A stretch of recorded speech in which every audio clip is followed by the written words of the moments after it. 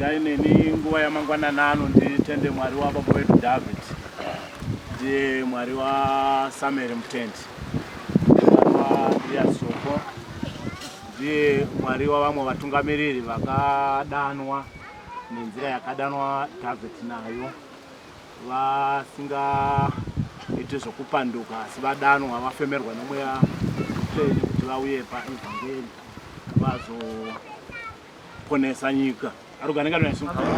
Tinoda kutenda Mwari iyeye nokuti wakatifambisa noruoko rune simba akatisvitsawo mukati menzvimbo ino yeKana sokurayirwa nokutumwa kwatakaitwa nomunhu waMwari kuti neniwo ndisvike mukati menzvimbo ino kwokutanga muupenyu hwangu. Saka izvozvo ndinoda kuzvitenda, uye regai nditende vatungamiriri vose vakabva kumativi mana enyika, vamwe vakabva kuHarare. Ndanzwa vakawanda vachitaura kuti mutungamiriri weHarare, weGreat Harare ari pano. Ndizvo ndavonavo vamwe vakabva kuZaka, vana vapfunde vari pano. Ndaona nevamwe vakabva kunana Kwekwe, vamwe vakabva kunzvimbo dzakasiyana siyana vachiuya pabasa rakaiswa naDavid mukati menzvimbo ino. Tose tikanzwa inzwi raDavid, saka takakoromoka kuti tiuye kuti tizozadzisa chirevo chakaiswa naDavid mukati menzvimbo ino, kuti vanhu vaungane vagosangana nomuviri neropa vagozviwanira upenyu.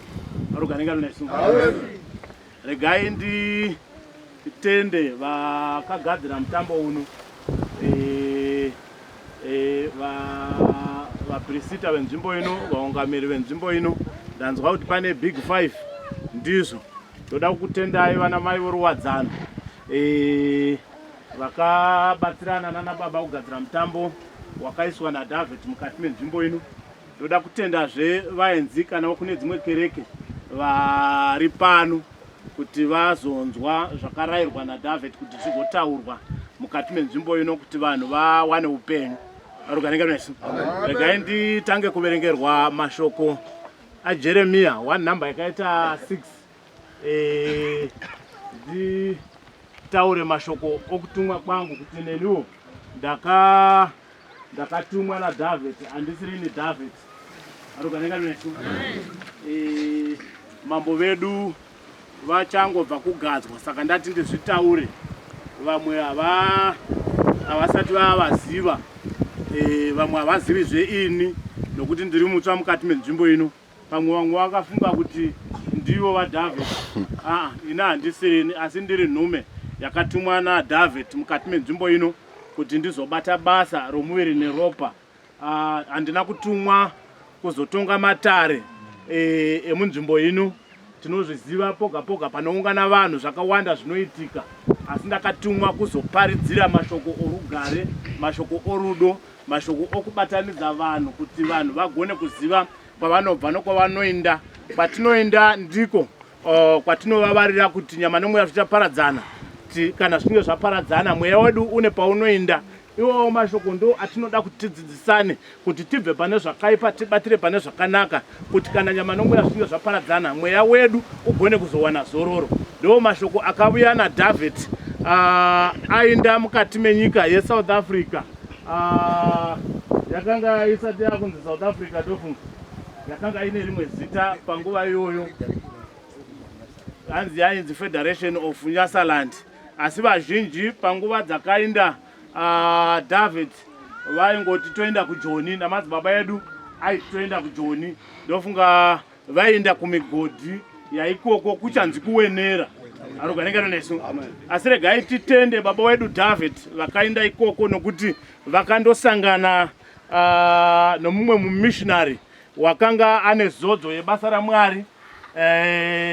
Vakagamuchira evhangeri, vakabhabhatidzwa vari ikoko, asi havana kuona zvakakosha kuti vangogara nerubhabhatidzo irworwo rwuri mavari ivo kuti vazviwanire upenyu, asi vakadzoka kunyika yokwedu vakaparidza evhangeri.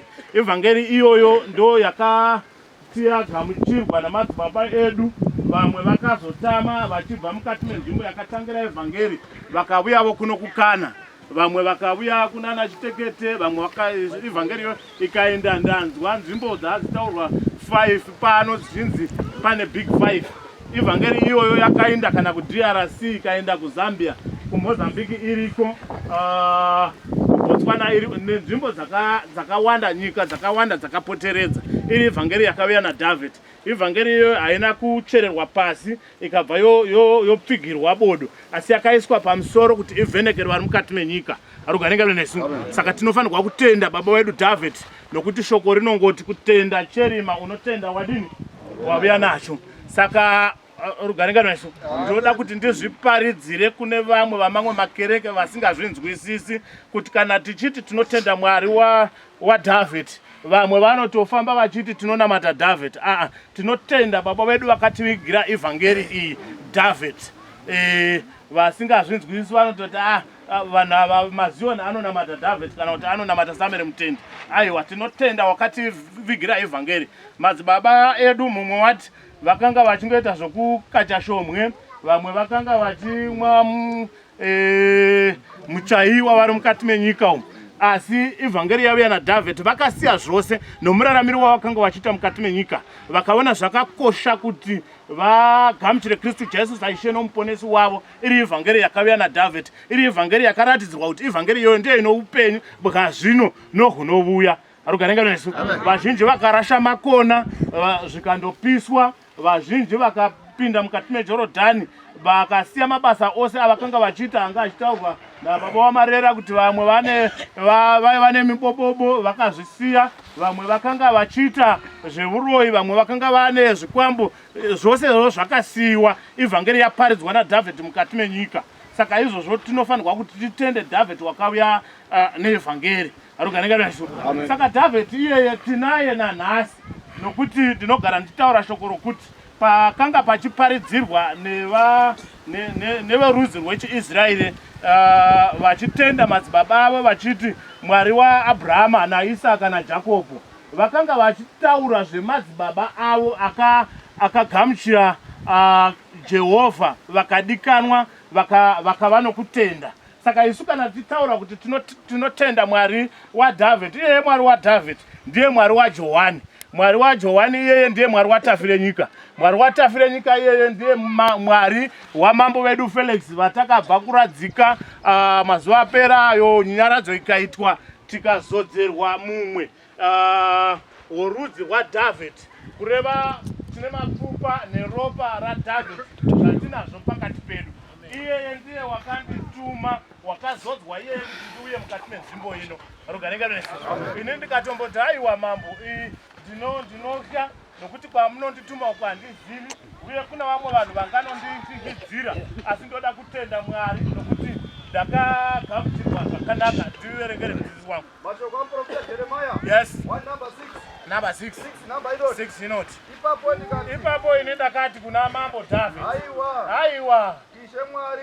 Mambo wangu. Tarirai ine handigoni kutaura kwamunonditi ndinde kukana uku. Nokune vakuru vana baba vazaruro vorudzi rwenyu veropa renyu, ndinondotaura ndakamira seiko. Ya? Nokuti ndiri mwanana hangu ini. Ya? 7 number inoti. Yes. Asi Jehovha akati kwandiri, mambo David vakati kwandiri, usati ndiri mwanana, usataura shoko rokuti ndiri mwanana, nokuti kuna nani wandinenge ndichikutuma, unofanira kuti uende nezvandakutuma nazvo, uye chinhu chipi nechipi chandinenge ndakurayira unofanira kuti undochitaura. Arugarenga nesu. Vana shumba imi, vana vashumba nevakomana, ndoda kutenda nokuti pane zvimwe zvinhu zvandakaona zvakanaka zvendinofanirwa kuti ndipupure pamberi pevanhu. Arugarenga nesu. Zvokwadi regai nditende baba vashumba nokuti Mwari wakavaitira zvakanaka, akavapa zvibereko zvinonzwa inzwi ravo, akavapa zvibereko zvinokudza inzwi rokuda zvavakada ivo, zvokugamuchira Kristu Jesu. regai ndiritaure kuti takagamuchirwa kwete pano koga, asi ndichisvika munzvimbo yekwekwe ndakataura nemukomana wavo ndikati tasvikawo mukati menzvimbo ino tangoti tiindewo kumutambo, tangonzwa kuti uri nechokwenyu. Vakati baba vachimuka zvokwadi tanzwa kana muri papi. Ndikatoti takagara hedu pachikenina. Vakati amirai ipapo, ndouya ipapo. Rugarenga rwese ndikabona vangu vadiki vasvika tikamuchirwa kokuwa zvokurya. Rugarenga rwese zvokwadi tikapuwa zvokurya vasingazivi kuti munhu uyu inhume yaDhavhidhi, asi vakatigamuchira sevakuru vavanoziva. Rugarenga rwese saka ndoda kungotenda naizvozvo, kwete izvozvo zvoga, asi pane zvimwe zvinhu zvandakacherechedza ndikadzidza kuti vana venyu ava vashumba vanonzwanana navamwe, vanowirirana navamwe. Mumwe kuona vanhu vachitaura kuti mukuru weHarare unobva kuno, havana kutobva muHarare, asi vakatobva pasi parwoyo kuti ndoda kundosapota vana vangu vandinobata navo zvakanaka.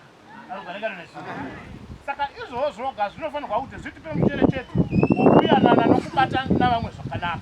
Rugarenga rwese ndakanzwa shoko rokutoti kunyange mukoma wangu anonzi Chikwanda waitoda kuuya nokuti uno mwana waanobata naye kuSouth Africa, asi nokuda kwezvigozhero zvokuti pane nhamwe yavanga vachangobva kusangana nayo yakavabata ikavatorera mari, asi shungu nechido chakanga chichitoripo.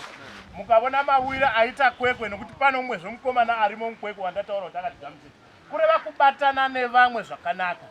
Rugarenga rwese regai nditi dzimwe nguri kunyange kuuya kwevamwe vanhu pano nokuda kwezvigozhero zviri mukati menyika, vana ava vakatoisa mavoko avo muhomwe vachitoda kutsigira basa raMwari riri mukati menzvimbo yatinoraramira, kunovawo vana baba vedu vari vatungamiriri nemi vaprista vari mukati menzvimbo ino. Zvopadifarai nokuti vana ava vasi vashumba, vana venyu, nokuti vanotsigirai nekuti basa raMwari riri kufamba mukati menzvimbo yenyu. Rugarenga rwese izvozvo zvoga zvinofanirwa kuti zvikupei mufaro, nokuti vana vanosumudzira evhangeri yaDhavhidhi kwete mukati menzvimbo ino koga, asi nomukati menzvimbo dzose dzavanoraramira. Saka izvozvo vanamatirei nomwoyo wenyu wose, pasina godo, pasina dzimwe pfungwa, asi itai kuti Mwari varambe vachivaropafadza, vachidurura makomborero, uye varambe vari paevhangeri, vasazovhuna chikei zvazvitaurwa nomumwe mudzidzisi. Rugarenga rwese saka regai ndiwedzere mashoko ari pepapo anda ndichiverengerwa nomudzidzisi. Mashoko 8 number. Yes. Usatya nokuda kwavo. Ini ndakaudziwa nomunhu waMwari kuti usatya nokuda kwavo, nokuti vazhinji handiti manzwa vachitotaura kuti hapana mukuru pandiri, muzukuru wangu wamarera, asi mukuru kwandiri, asi vanotondikudza. Saka nokuda kwokuti ndakatumwa naDhavhidhi, Dhavhidhi achinditi usatya nokuda kwavamarera nyange vari vakuru kwauri pakuberekwa, usatya nokuda kwavaMuza, usatya nokuda kwavazariro. Ndo zviri kutaurwa pano naDhavhidhi pakundituma kwavakaita.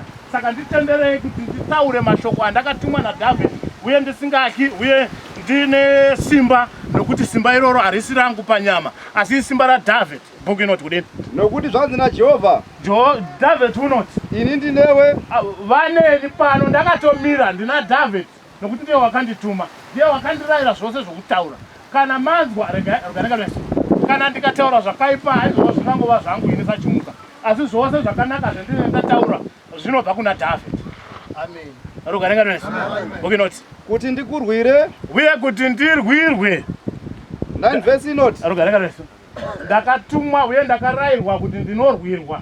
Saka ndatomboona vamwe vakatopfeka masokisi nenyaya yekuti vanotya kuti tinganogorwa tsoka. Ini ndakatumwa uye ndakanzi ndichakurwira kune vose vanganokora tsoka, vangazadza, mungangonokora mugozadza mabhaketi namabhaketi evhu, asi asina chaanoita, nokuti ndakatumwa naDhavhidhi, uye Dhavhidhi wati uchandirwira, nokuti wakataura naMwari wake kuti ndatuma chimuka mukati menzvimbo yokukana. Mwari wangu chengetai, Mwari wamadzibaba angu muchengetei, andoita basa randamutuma. Arugarenga Yesu. Boge not. 9 number inoti. Yes. Ipapo Jehovha akatambanudza ruoko rwake. Mambo wangu David vakatotambanudza ruoko rwavo pandiri. Vakabata muromo wangu. Vakabata muromo wangu. Jehovha akati kwandiri. David ndokuti kwandiri. Tarira ndaisa mashoko angu. Mashoko andinotaura akaiswa na David mumuromo mako. Arugarenga Yesu. Saka ndo mashoko angu okutanga. Ndati nditaure baba wangu kwani. Sokutumwa kwandakatumwa nakuna David. Uye ngazvigamuchirike uye mufaro wangu wakawandisa. Nokuti vekomiti varipo vamuzvidziwa vakamirira national committee yedu, vatungamiriri vedu vari pano uye vari pabasa ravo, vadzidzisi vadoko navakuru, mayouth edu ari pano, vana mai vari pane chinhu chandadzidza baba Wanyamwa chandaonawo pano kuti kwedu kwaMurire nokwenyu kuHarare panapa taita setinokurirwa nokuti Bhaibheri rinomboti ucherechedze zvavamwe uchibvuma kuti kakati tinopfuurwawo pakugona. Ndavona discipline ndo zvimwe zvinhu zvandinocherechedza. Discipline pano iripo, pane vanga discipline kumwe kuya kwakuchiitika namadzimai. Umufaro wanga wakatongowandisa kuti tiri pazvinhu zvedu. Rugarenga Yesu. Asi discipline pano iripo baba wamuzvidziwa. Nokuti hatisi kumboona vanhu vachingobuda vachingoita uku, hatisi kuona vanhu vachikwenyana. Ndo mareports atakanzi munotiunzira mugouya motiudza. Rugarenga Yesu kuti ikoko makagamuchirwa sei, ikoko makafamba sei, ikoko chikoro chaMwari chiri kufamba sei. Nokuti takanga tina vana vapfunde tiri paCongress pachidzidzwa zvediscipline, kuti discipline iyoyo yaingoti kana munhu waMwari akange ava mukati mekereke, munhu wose unofanirwa kuti adini apinde mukati mekereke uye anzwe evhangeri. Ndo zvataona kuna ana mai, ndo zvataona kuna ana baba. Hazvingangoitwa kune vamwe vashoma vanenge vasina kudini kuzvinzwa, asi shungu vainadzo dzokuti vabatane navamwe pakuita kwavo paevhangeri yaKristu Jesu. Rugarenga Yesu. Ndichada kubatirwa mashoko, regai nditi atakapiwa nomunhu waMwari, bishop vedu the late ari pa5 namba yakaita 1. Ndichada kuti mumwe andivhurirewo mashoko ari pana Romans 9 namba yakaita 24, vaKorinde echipiri 6 namba yakaita 18. Ndikaverenga mashoko iwaya ndinoshuva kuti tigokasika kubreka, nokuti vazhinji vakafamba usiku, vamwe havana kutowana chikafu, kwete nokuti pakanga pasina chikafu chakanga chiripo. Ndakatonzi togadzira tii here kana sadza, ndikati zvamunenge mangofunga, asi ndakazoona kuti nyange zvichinzi izhara hatina kusvika kuma3. Kana vakaranga vokwedu vanoti nyoka dzivatiwe, nyoka dzine dzavatava. Saka kunyanga akazvimanikidza kudya pamwe wangoti nyobho nokubva atora. Asi ndakatoti chiregai ndizorore tozozviona mangwana kureva nhasi, kwete gare nokuti anga atova mangwana, anga atova nhasi. Rugarenga Yesu. Saka mufaro wedu ngaunyanye uye ngative nomufaro uye ngatipembere, nokuti mambo vedu vanotida, mambo vedu vano rudo rukuru nesu rwakanyanyisa. Mashoko avakatanga kutipa vachangobva kugadzwa ari pana vaFilipi 2 namba yakaita ndoda 2, imbotangai naiyoyo. Ndoda aya atiri kufamba nawo aEfeso, ndinotenda ndiwo mashoko atakapedzisira kupiwa nabhishopi vedu mambo worugare Felix kuti tifambe nawo. Saka ivo vagadzwa vakati mashoko akapiwa nababa vangu ticharamba tinawo gore rino rose, hatimabvisi kuti nditi nokuti ndavapo ndavamutsva ndoti tavakuisavo zvitsva. Mashoko iwo tichafamba nawo uye mashoko iwo tinofamba nawo uye mashoko iwo ano upenyu mukati matiri kana tikamanzwa tikamaita. Mashoko a7 ne21 dzaMatiyo anoti havazi vose vanoti ishe vanozopinda mukati momambo hwokudenga, asi akanzwa akabva woita. Iye ndiye wakanzwa akafananidzwa nomuromo wakangwara, wakatora midziyo yake akandovakira imba yake paruware, nokuti panga pane nheyo pane concrete slab, kana pari paruware kureva kuti nyange mvura zhinji ikauya kana mhepo mitutu yemhepo ikauya hazvigoni kuwisa imba iyoyo, nokuti yakatewa pane foundation yakanaka. Kwaitaurwa zvefoundation yedzimba dzenyika ino here, kwaitaurwa foundation yeevhangeri kuti kana yakasimwa mukati mauri, nyange midzi woupombwe ukauya haugoni kubviswa paevhangeri yakauya naDhavhidhi. nyange midzo yokuda bukuru ikavuya